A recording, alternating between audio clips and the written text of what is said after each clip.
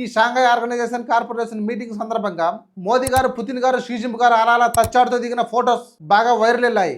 ఆ photos Donald Trump గారికి ఇంకా వెస్ట్రన్ కంట్రీస్లో ఉన్న కొంతమంది లీడర్స్కి బాగా కడుపులో మంట పుట్టించిన ఫొటోస్. మనమందరం ఎక్స్పెక్ట్ చేసిన మాదిరిగానే అక్కడి నుంచి రెస్పాన్స్ వచ్చింది. ట్రంప్ గారు ఆ ఫొటోస్ను చూసి డైజెస్ట్ చేసుకోలేక ఆయన ట్రూత్ సోషల్ ప్లాట్ఫామ్ ద్వారా కక్కేశారు.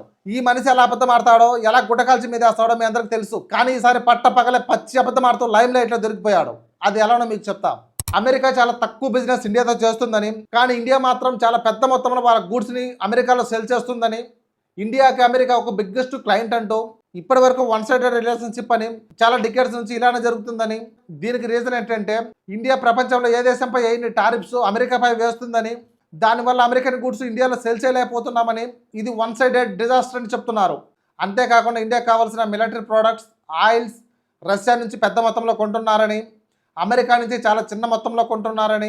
ఇండియా ఇప్పుడు ఆఫరిస్తోంది, మీపై వేసిన టారిఫ్స్ మొత్తం కట్ చేసి జీరో చేస్తాం, అమెరికన్ ప్రోడక్ట్స్ తండోపతండగా ఇండియాకు తరలించండి, రాసుకు పూసుకుందామంటున్నారు.